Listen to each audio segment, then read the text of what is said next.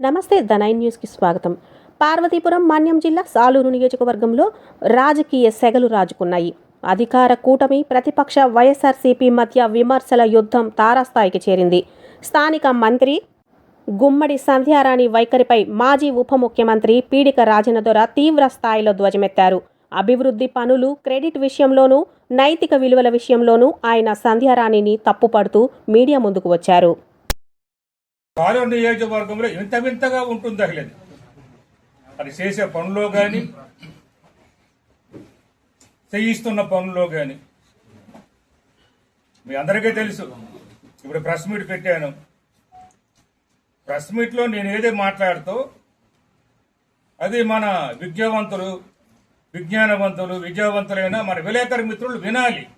నియోజకవర్గంలోనే ప్రెస్ మీట్లు కూడా సప్పట్లు కొట్టించుకునే మరి కొత్త పద్ధతి ఏర్పాటు చేసుకున్నారు.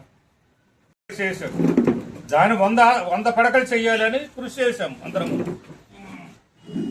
దానికి మంత్రి గారు ఏం చెప్తారు, 2018లోనే నా కోసం చంద్రబాబు నాయుడు గారు ఇచ్చారన్నారు. 2018 ఇచ్చేటప్పుడు పని ప్రారంభించవచ్చు కదా, కానీ నిధులు మాత్రం 2019 ఇచ్చారట. ఒక మంత్రిగా అలా మాట్లాడడానికి అవగాహన ఉండి మాట్లాడుతున్నారు, అవగాహన రహితంగా మాట్లాడుతున్నారు. మీకు అర్థం కాదు. జీవోల మీద సంతకాలు పెట్టేది ఎవరు? మంత్రులు సంతకం పెడతారు. మంత్రులు అంటేనే ప్రభుత్వం. అంటే ఏ జీవోల మీద జీవో ఏం తీస్తున్నామో తెలియదు అనమాట, ఏ మంత్రి అయినా సరే.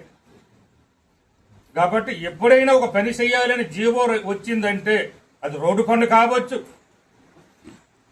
హాస్పిటల్ పని కావచ్చు, స్కూల్ బిల్డింగ్ కావచ్చు, ఏదైనా ఒక పని మంజూరు అయింది, దాంతో జీవో వచ్చిందంటే ఆ పనికి కూడా ఇంత డబ్బు నుండి శాంక్షన్ కూడా ఉంటుంది.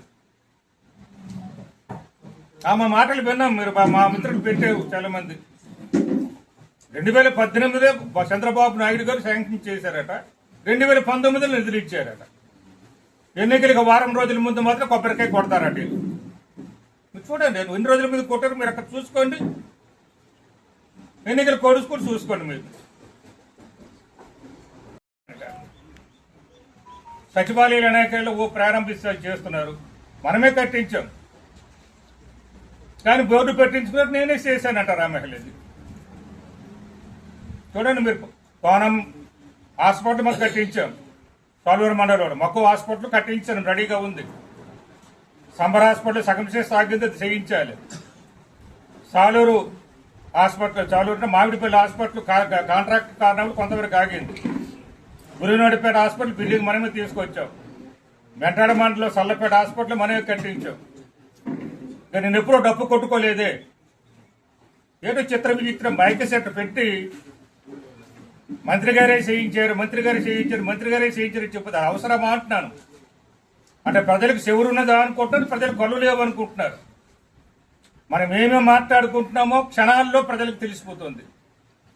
మనం ఎక్కడ ఏం చేస్తున్నామో ప్రజలు చూస్తూనే ఉన్నారు. కళ్ళు లేని కబోతులు కాదు ప్రజలు. ఎవరు ఏం చేసే చూస్తున్నారు. దానికోసం ప్రత్యేకంగా మనం చేసిన గొప్పను మనం సాటుకోవడం అవసరం లేదు.